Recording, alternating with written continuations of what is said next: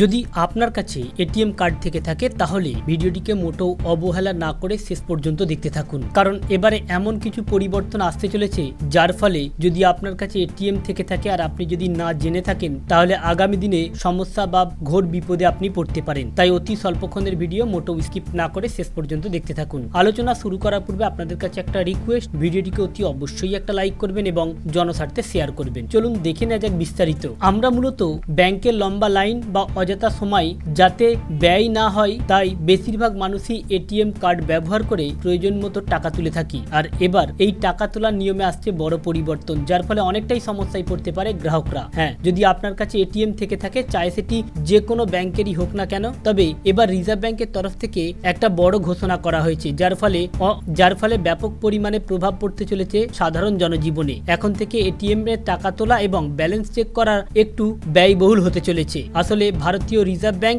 ATM interchange ফি বৃদ্ধির অনুমোদন দিয়েছে। এমন পরিস্থিতিতে এবারে নগদ টাকা তোলার জন্য আর্থিক লেনদেন ফি 2 টাকা বাড়তে চলেছে। ব্যালেন্স চেকিং এর মতো আর্থিক লেনদেনে 1 টাকা বৃদ্ধি পাবে। অর্থাৎ এখন নগদ তোলার জন্য ইন্টারচেঞ্জ ফি 17 টাকা থেকে বেড়ে হতে চলেছে 19 টাকা এবং ব্যালেন্স চেক করার ফি 6 টাকা থেকে বেড়ে হতে চলেছে 7 টাকা। বলা হচ্ছে মেট্রো শহরের গ্রাহকরা যদি অন্য ব্যাংকের এটিএম ব্যবহার করেন তাহলে তারা প্রতি মাসে 5টি বিনামূল্যে লেনদেনের সুবিধা পান। যেখানে মেট্রো বহির্ভূত অঞ্চল সেখানে এই সীমা 3টি পর্যন্ত লেনদেনের সময়সীমা থেকে থাকে। এর পরের লেনদেনে প্রতিটির উপর একটি চার্জ আরোপ করা হয়। এখন ফি বৃদ্ধির সাথে সাথে ছোট ব্যাংকগুলোর খরচ আরো বাড়বে, কারণ তাদের গ্রাহকদের অন্যান্য ব্যাংকের এটিএম ব্যবহার করতে হবে। তাহলে এখান থেকে পরিষ্কার যে নতুন পরিবর্তনগুলিতে ছোট ব্যাংকগুলোকে আরো বেশি প্রভাবিত করবে এবং ওই ছোট ব্যাংকের যারা গ্রাহক রয়েছে তারা অনেকটাই সমস্যার মধ্যে পড়তে পারে। যেমন অর্থাৎ আপনি যে এটিএম কার্ড ব্যবহার করে থাকেন, যদি আপনি